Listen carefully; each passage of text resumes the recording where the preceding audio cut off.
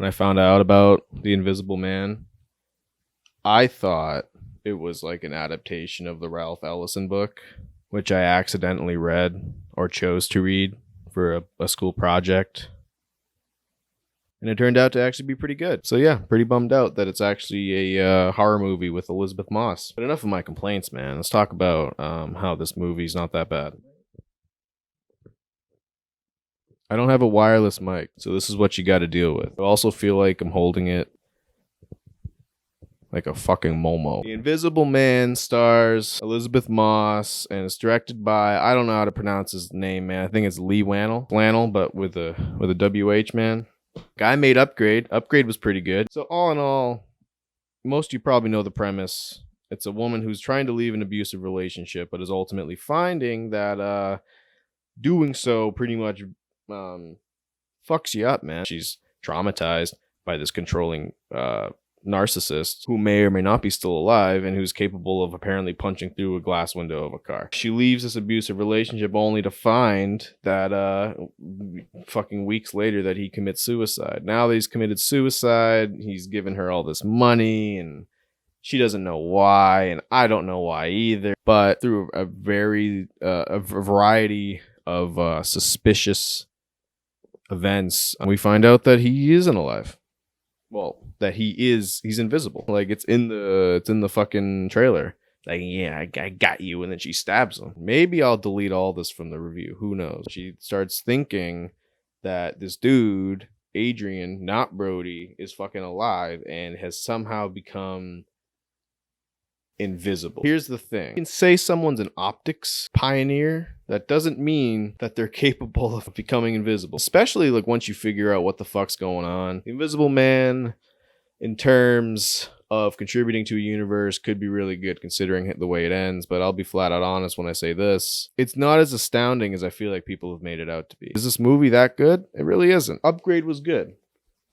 It had a great lead performance. It had a pretty interesting plot. It ended cliched, and the dialogue sucked, and the acting aside from the lead sucked. And here we are with what I think is a pretty similar predicament. Upgrade was good. I enjoyed it. It was an action movie. The ending, yeah, I could kind of see from a mile away, but you get back into these corners with these types of movies that deal with sci-fi. This one's different in the sense that it's a horror thriller. It's a psychological horror in the sense of like, what the fuck's going on, man? But then when you get the answers, it kind of goes from feeling like a horror movie into like a pseudo fucking comic book movie, man. I'm sure you've seen it by now, but most people aren't fucking psychopaths like me who spend $20 goddamn for a 48-hour rental of a movie I'm definitely not going to watch again. The movie borrows a lot from Upgrade in the poor sense. The way I'm holding my mic. I don't find anyone else really giving it their all in this movie. Elizabeth Moss is great. She's not Toni Collette.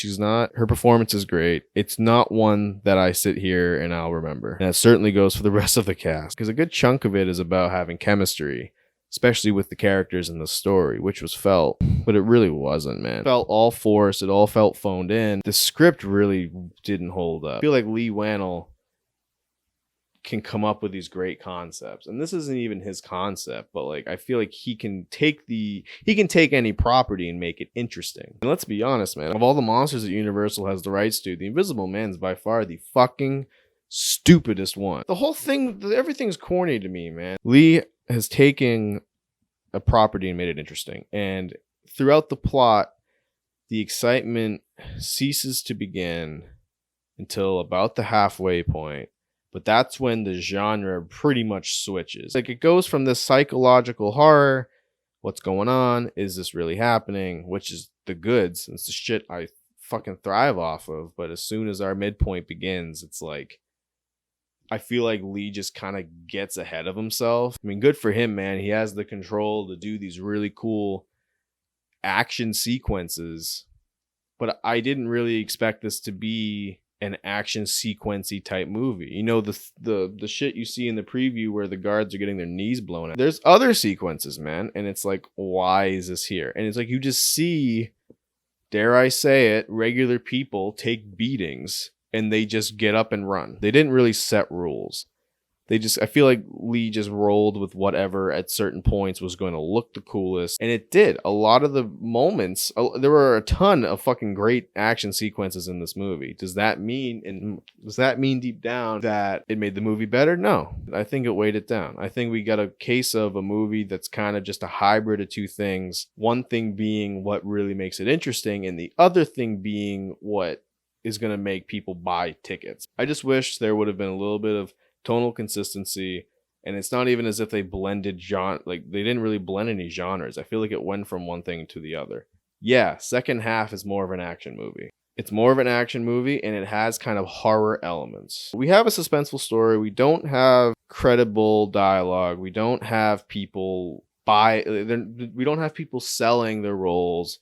But we have a story that, yeah, to the end, I was kind of leaning forward, confused with what the fuck would happen. And that's good. And I think Leigh Whannell does a great job of doing that, leaving a story that's very, well and due while the story really wasn't interesting in the beginning until things got spooky.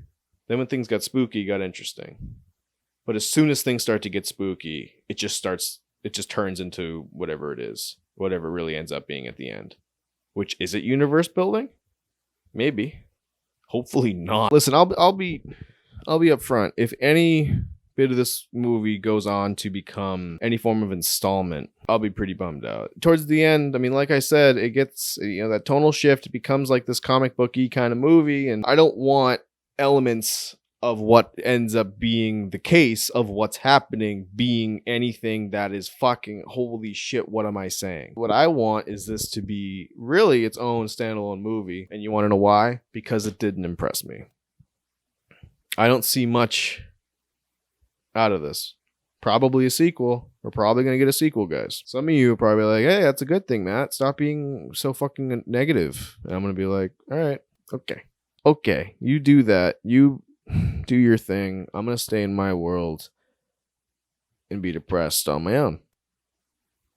A lot of my audio and video got cut, so I don't know what exactly I was saying before we had to stop recording. But let me say this, man. The movie's entertaining. The second half's real entertaining. I wish it was like the first half, which wasn't entertaining. You know what I mean? First half, disappointment. Second half, disappointment in a different way.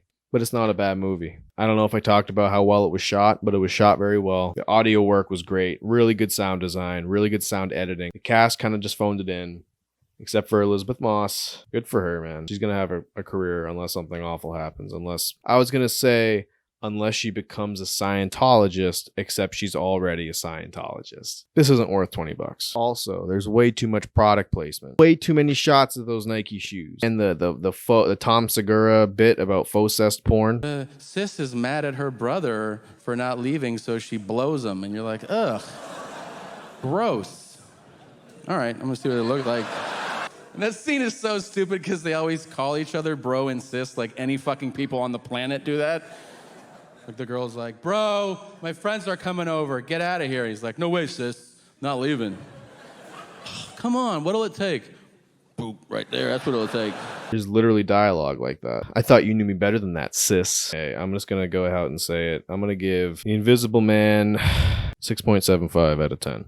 This is so far the best movie of the year that I've seen. Of course, until I watch Never, Rarely, Sometimes, Always, which I'm actually excited for. Whoa, all right, you tuned in. Thank you very much for watching. Thank you very much for watching this video.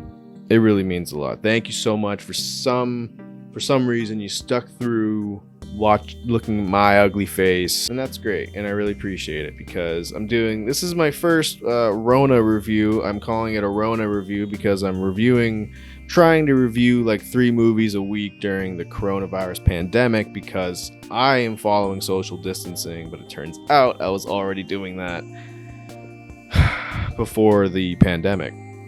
So as the country goes into turmoil, I've pretty much been sitting back, smoking a lot of weed, eating a lot of weed, wanting to drink a lot of alcohol but being too afraid to go get it, and watching movies and playing games. So yeah, man, expect some more Rona reviews, and I'm going to do a little outro for every video, thanking you all for watching, and hey, just keep a lookout for us in the future. We're growing, and I do say we. Right now it's mostly just me.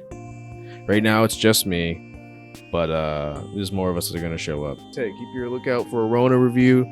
Don't sleep on it, or do. I really don't. It's really not a big deal. And watch our other videos, and you know, 'cause I gotta go.